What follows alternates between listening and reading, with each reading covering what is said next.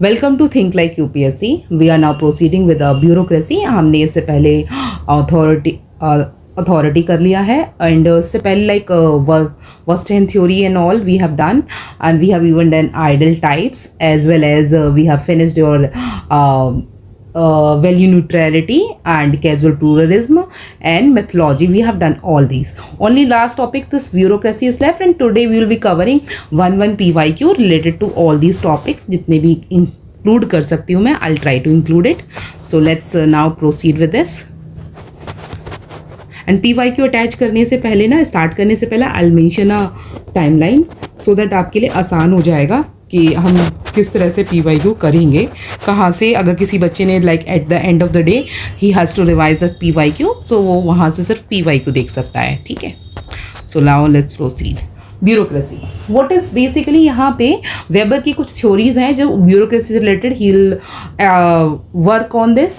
सो weber यहाँ पे develop करते हैं आइडल टाइप, जैसे हमने बोलता है ideal type is kind of idea, एक ideal type of rational legal authority लेके आएंगे, that therefore the bureaucracy. He listed the feature of bureaucracy as work is organised in the form of offices में, thus work is called official duty. Like जो 5 to 9 जो job है वो आपकी कैसी है, ऑफिशियल ड्यूटी है आपकी। तो that is your official exist in a hierarchy, like information flows up and order flows down the chain. जैसे कि आप जूनियर लेवल से सीनियर लेवल तक जैसे एक फाइल पास होती है, this is called official exist in a hierarchy and order are legitimized. Order कैसे legitimate because they are based on agreed set of abstract rule. मतलब order क्या है, within a particular abstract rule एक बनता है जिसमें एक प्लानिंग कमीशन का है, तो प्लानिंग कमीशन के अंडर में एक ऑर्डर पास हो रहा है within the planning commission. Like आपने ड्राफ्टिंग करनी है इस प्लान की, तो वो एक प्लानिंग कमीशन का ड्राफ्टिंग पैनल कर रहा है वो काम, तो that is what within abstract agreed set of abstract rule. अब when we talk about bureaucrat functions, इसके क्या है, फॉर्मलाइज्ड इम्पर्सनैलिटी, जहाँ पे वेबर की वैल्यू न्यूट्रलिटी फंक्शन आती है, जो हमने वैल्यू न्यूट्रलिटी में पढ़ा था कि लाइक हमारी जो डेटा होनी चाहिए वो कैसी होनी चाहिए, हमारी वर्किंग प्रोसीजर कैसा होना चाहिए, वैल्यू न्यूट्रल होनी चाहिए, हमारे अपने व्यू पॉइंट उसमें झलकने नहीं चाहिए, दैट इज व्हाट। तो वो वैल्यू न्यूट्रलिटी मेंटेन करके चलेगा।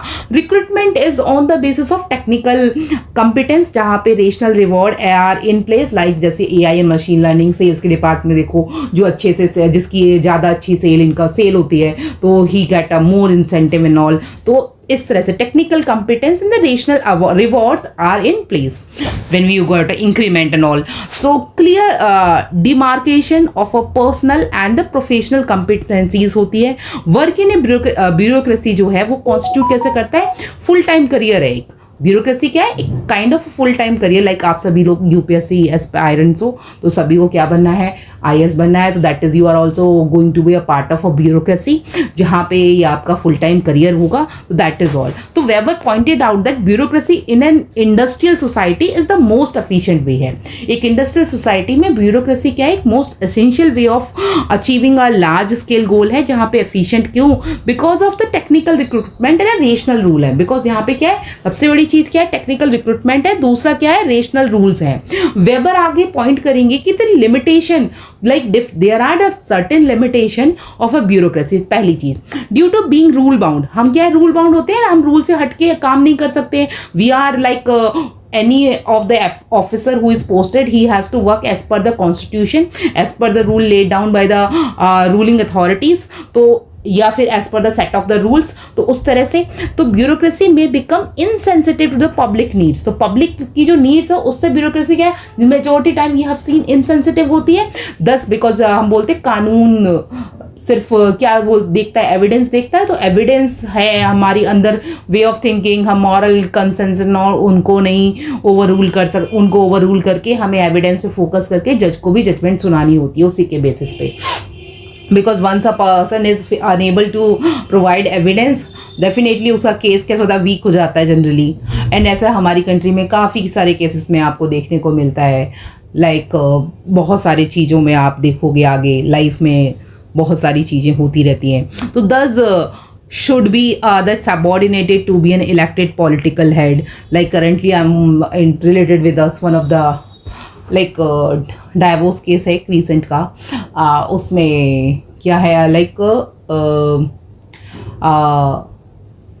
मैं जिसकी तरफ से लड़ रही हूँ वो वुमेन है and she doesn't have a document related to her miscarriage और any of the evidence, she doesn't have any kind of evidence.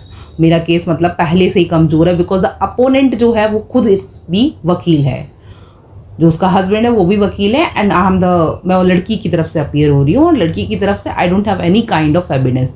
अब मुझे वो एविडेंस के लिए करना पड़ेगा, बहुत सारे चीज़ें देखनी पड़ेंगी। रियलिटी में देखा जाए तो लड़की has gone a very like harsh reality ये है कि उसने जीवन में बहुत कुछ झेला है and still because the guy he knows मैं तो खुद वकील हूँ, मेरे अगेंस्ट कौन ही लड़ेगा।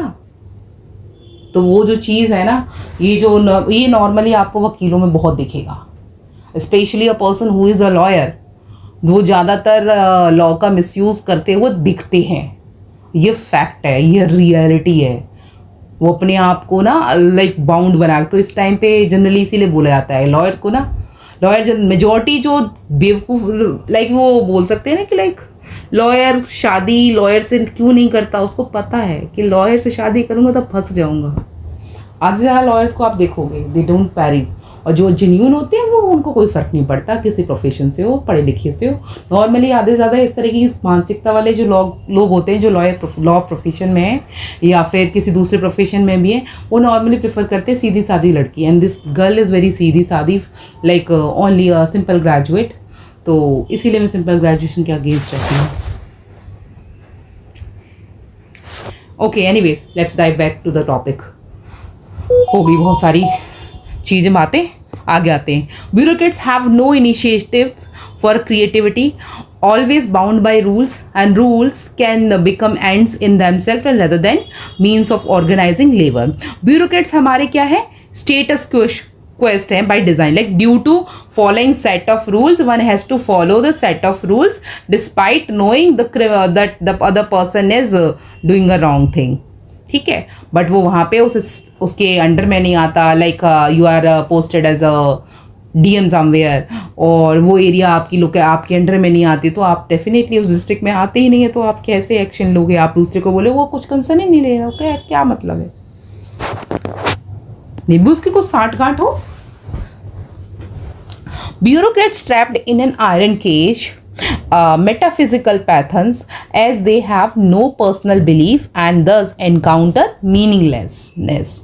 तो वेबर यहाँ पे से बोलते हैं कि जो सोसाइटी है ना, that is moving from a traditional authority to a goal rational authority. अभी कैसा भी कोई एक like goal rational authority as a bureaucracy में बढ़ते जा रहे हैं। लाइक पहले कैसे ट्रेडिशनल अथॉरिटी थी, tradition pattern of way of employment था, अब कैसा है goal rational authority as a bureaucracy. So was the most efficient way of organising a work in a industrial society में, ये बहुत ज़्यादा एफिशिएंट है। एंड वेबर इसको डिफाइन करेंगे that rationality in term of a calculability, methodological, basically behaviour, reflexibility, सब चीज़ यहाँ पे मिलती है। वही हम ट्रेडिशनल वे ऑफ एम्प्लॉयमेंट देखते हैं तो वहाँ सबको नहीं मिलती, हर अपॉर्चुनिटी में नहीं मिलती। यहाँ पे ब्यूरोक्रेटिक वे में अगर आप इस ब्यूरोक्रेसी का पार्ट हो तो आपको राइज करने के ऑप्शंस मिलते हैं, हर चीज़ आप जो चाहो उस प्रोफेशन में आगे बढ़ सकते हो, आपके पास में एम्पल अपॉर्चुनिटीज़ हैं। But when you are trapped into traditional authority तो वहाँ पे आपके पास में ये ऑप्शंस नहीं होते। लाइक एक फैमिली बिजनेस है, फैमिली बिजनेस आपने ज्वाइन किया है, ठीक है, फैमिली बिजनेस है तो आप फैमिली आप ओनर ही बने रह जाओगे, उसके आगे क्या बनोगे? कुछ है नहीं ना उसके आगे। वहीं when you are a part of a goal rational authority that is a bureaucracy, तो वहाँ पे आपको आगे राइज होने के ऑप्शंस मिलते हैं। ठीक है, अब यहाँ पे क्रिटिक्स देख लेते हैं, डिफरेंट थिंकर्स ने क्या क्या बोला है। जैसे मर्टन बोलते हैं कि लाइक वेबर ने जो ब्यूरोक्रेसी को बोला है ना मोस्ट एफिशिएंट वे, ऐसा है नहीं। ये बोलते हैं कि like that is most efficient only कब, जब routine task are performed, bureaucracy हमारी कंट्री में अगर हम देखें तो ब्यूरोक्रेसी कई बार हमने फेल होती देखी है ना, तो वही सारी चीज, if it is not working properly, if it is not able to implement policies properly at the ground level, then या ब्यूरोक्रेसी इज फेलिंग। तो मर्टन का ये जो रूल है ना, मर्टन का जो क्रिटिक्स है ना, it is completely true. How? Because bureaucracy is not irregular है, इमरजेंसी सिचुएशन में ब्यूरोक्रेसी फेल हो जाती है। आप जैसे एल्विन गुड, अभी जैसे रीसेंट केस, अभी ये वाला केस या निक्की हत्याकांड वाला, इसमें अगर देखेंगे तो अभी तो देखो अभी तक तो ब्यूरोक्रेसी से अपना काम कर रही है, बट इससे पहले सोसाइटी फेल हो गई। We are a part of sociology के स्टूडेंट हम, तो हम सोसाइटी पीछे फेल हुई है। हम अभी समाज की बात करते हैं, समाज के चक्कर में हमने बेटी को दी, है ना। देखो मुझे सुनने वाले लड़के भी हो सकते हैं, लड़कियां भी हो सकती हैं। I request everyone as a teacher, my simple concern is simply walk off if nothing is working out in your marriage. And उससे भी ऊपर चीज, when you get married, don't always oppose dowry, whether it is in the form of a gift or any rituals or anything. And I am the live example. I got married without dowry, without any rituals, without any, not rituals, I did followed rituals like mehndi haldi function and simple function, but I was totally against, even my family was totally against, even the groom I got married, their family was totally against. So that is the rule. So such that kind of a guy, and mine is totally arranged marriage. I got to know him, no contact, my father got him I think from jeevansathi.com. So the point is, there are different opportunities, but never be a part of a dowry, never be a part of this society so called dowry system कि इतने की दहेज देंगे तो शादी होगी अच्छे घर में, इतने। अरे भैया, लड़कियां आज की डेट में सब अपने पैरों पे खड़े हो, लड़कियों से रिक्वेस्ट है यार अपने लिए फाइनेंशियली इंडिपेंडेंट रहो, और लड़कों से उम्मीद की जाती है कि यार आप अपने लिए अपने लाइक लड़के भी डिपेंडेंट होते हैं वुमेन्स के ऊपर, like they don't know how to cooking and all, so उनको भी वहाँ पे डिपेंडेंट होने की ज़रूरत है अब। Because when we talk about equality, we will follow equality.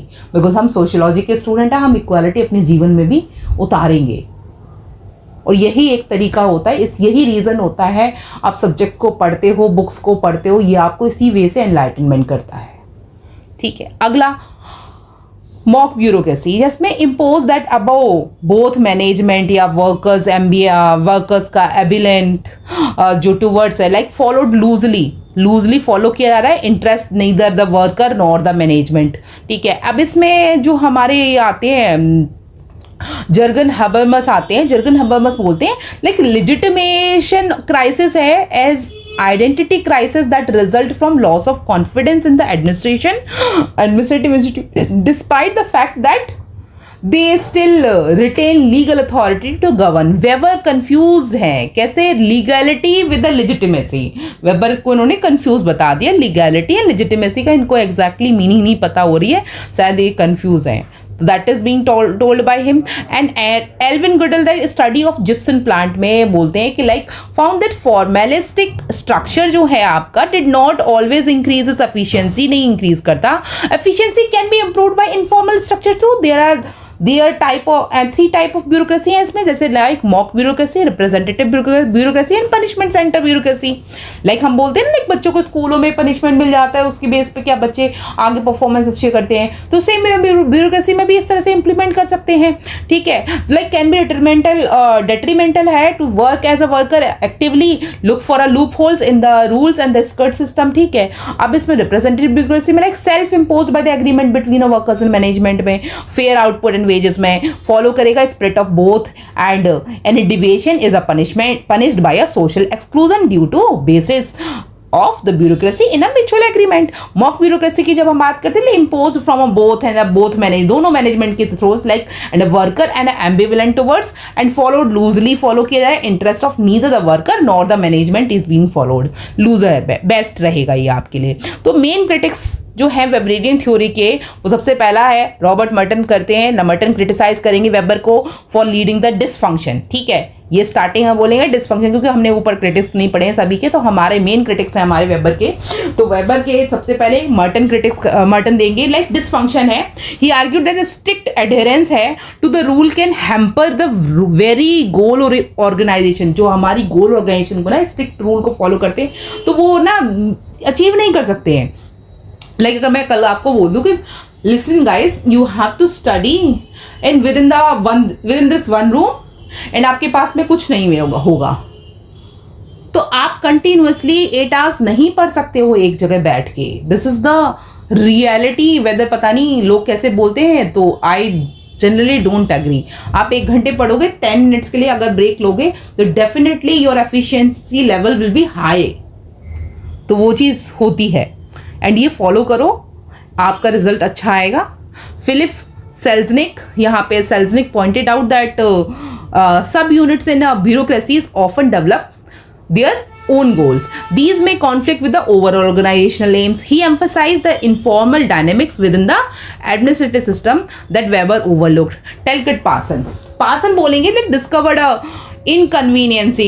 inconsistencies है इसमें वेबर की एक्सपेक्टेशंस में of official to hold both high authority technical expertise. He argue करेंगे that these expectation might not work well together in real life, particularly in a large organisation ये नहीं काम करती है, ठीक है। अब ये हमने इतने थिंकर्स हैं, इनको पढ़ लेना एक बार।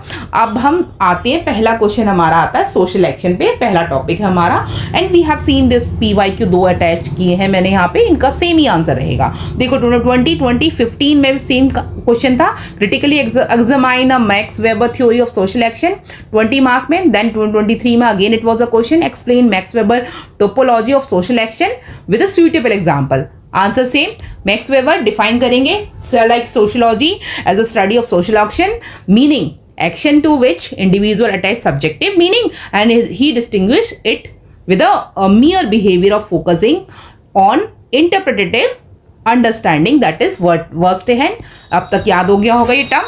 And weber classified 4 ideal type of social action, that is recreational, vertrational, affective action, traditional action. तो ठीक है, ये भी मैंने ऊपर बताए थे, आप इनको लिखो। उसके बाद लिखो एक्शन ओवरलैप कर रहा है, showing a Weber's flexible approach and this topology helps explain diverse social behaviour. और कंटेम्प्रेरी से एग्जाम्पल डाल दो, rational choice in digital payment and traditional rituals in festivals. And conclusion में वेबर और सोशल एक्शन टोपोलॉजी ब्रिज क्या कर रहा है between bridges individual meaning and social order, offering a nuanced alternative to Durkheim's structural dimension. Methodology and इसमें से question हमेशा ही आता है नॉर्मली। देखो 2018, 2010, 2024 में भी आया, 2011, 2016 में भी आया, 19 में भी आया, 2018, 2021 में। अभी 2025 का पेपर भी हम देखेंगे, उसको भी देखेंगे। बट अभी तक हमारे पास जो है, हमने ये देखो यहाँ से every year they have like 10 में, 11 में, देन 12, 13 फिर काफ़ी गैप ले लिया उन्होंने, 16 में ले लिया, फिर 18 में, देन 21 में। तो इसका मतलब ये हमारा मेथोलॉजी जो है verstehen, objectivity and ideal type, these 3 points are very important. सबसे पहले वर्स्टेहन को देखते हैं ना, यहाँ पे 10 मार्कर में will say verstehen, normally German word है ऑफ अंडरस्टैंडिंग एंड हम सबसे पहले डिफाइन करेंगे। जो भी मिलता है सबसे पहले डिफिनेशन दो उसकी और 2 लेवल्स दो उसके, जो चीज़ें हों उसमें like direct observational understanding, that is seeing someone raise hand in class, the explanatory understanding, grasping motive, that example इसमें डालो, raising hand to ask a question, aim to balance a casual explanation, ये point डालो। Then bridges a humanistic and positive approach, example डालो, स्टर्निंग, और भी example डाल सकते, 3-4 और एग्जाम्पल डाल दो, जिससे कि ना आपकी ना वर्ड लिमिट थोड़ी और इंक्रीज हो जाए। क्रिटिसिज्म दे दो, सब्जेक्टिविटी में compromise, objectivity Popper's, Karl Popper को डालो यहाँ पे, and positivist and despite criticism, conclusion डाल दो, ठीक है। अथॉरिटी एंड ब्यूरोक्रेसी पर अगर हम देखते हैं, again 2019, 2014, 2017, 2020, then 2024 they've again asked authority पे एंड ब्यूरोक्रेसी पे।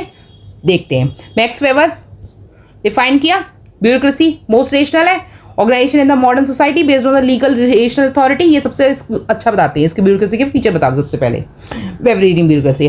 फिर relevance in the contemporary context में ये बता दो पॉजिटिव एस्पेक्ट, क्रिटिसिज्म दे दो, red tape is when rigid, और ये मैक्स वेबर ने बोला था, मर्टन ने बोला था sorry, rigid cozier bureaucratic circle में है, inflexibility is fast changing, that ICT governance in startups वगैरह, contemporary adaptation, new public management, NPM, तो ये हो गया आईटी असेसमेंट वगैरह, digital governance, India's reform mission Karmayogi for the bureaucratic training. तो ये आपके पास में एग्जाम्पल्स हैं, आपकी वर्ड लिमिट इंक्रीज हो गई। अब इसके बाद में ये हो गया, ठीक है। अब हमने रिलीजन एंड सोशल एक्शन पढ़ा था, जिसमें हमें Protestant ethics and spirit of capitalism पढ़ा था, और डिस्कस अगेन सेम पे 2008, 13, 19, 23, तो अगेन ये हमारा टॉपिक इंपॉर्टेंट हो गया। अब इसमें देखते हैं हमारा ये क्वेश्चन है, तो इसमें हमने देखा Weber in the Protestant ethic and the spirit of capitalism 1905, ये ईयर याद हो गया, argued the Calvinist ethics of a hard work, discipline and frugality facilitates the rise of modern capitalism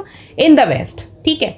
अब कॉलिंग दिया हमने, सबसे पहले बोला की फैक्टर, कॉलिंग, एस्थेटिज्म, प्रेडेस्टिनेशन एक्सप्लेन किया, इम्पैक्ट बताया, providing cultural legitimisation of the rational capitalist enterprises, and फिर हमने उसके बाद में क्रिटिसिज्म दे दिए। क्रिटिसिज्म देने के बाद में we give a relevance in today's context, आज के कंटेक्स्ट में वी हैव गिवन रिलेवेंस, और जिसमें हमने Dayanand, Vivekanand and linked religion को विद द प्रोग्रेस के साथ में हमने आगे रिफॉर्मर्स दे दिए, हिंदू रिफॉर्मर, टाइगर इकोनॉमिक्स वगैरह हमने सारा डाला। उसके बाद वी हैव कंक्लूडेड वेबर्स के हाईलाइट करते हुए लास्ट में इकोनॉमिक सिस्टम के जरिए, और इसमें आप ये बुक भी लिख सकते हो, उनकी इसी पे बुक थी, एथिक्स, प्रोटेस्टेंट एथिक्स पे ही, this name itself, this topic itself, उसको आप सीधा डाल सकते हो, Protestant ethics and the Calvinist, जो सेम द 1905 में ही पब्लिश हुई थी, वो आप डाल सकते हो, ठीक है। तो आपको इससे एक्स्ट्रा एक और मार्क फेच करने को मिल गया। This is how you will come, you will be attempting questions with the clear concept, और कुछ भी नहीं करना है। आपकी ये वाली जो पीडीएफ है ना, ये single PDF, this single PDF is going to help you excel in exam, and mark my words, आपको ये इतना ही याद करना है बस, इसके सिवा एक्स्ट्रा कुछ नहीं याद करना। एक पीडीएफ इनफ है आपके लिए ये, और आई थिंक इतने ज़्यादा पेजेस नहीं हैं शायद से, ये देखने पड़ेंगे कितने पेजेस हैं, देख लेना यार एक बार कितने पेजेस हैं, ठीक है। समझ नहीं आ रहे कितने पेजेस हैं, 9 पेजेस हैं सॉरी, और इस 9 पेजेस में आपकी PYQ भी अटैच्ड हैं, और काफ़ी जगह बीच में डायग्राम्स भी हो, तो वो उसके हिसाब से थोड़े ज़्यादा पेजेस हो, वरना ये 6 to 7 पेजेस हैं। इतने नोट्स काफ़ी हैं आपके लिए एग्ज़ाम में अच्छे से परफॉर्म करने के लिए। So all the best, see you in the next lecture.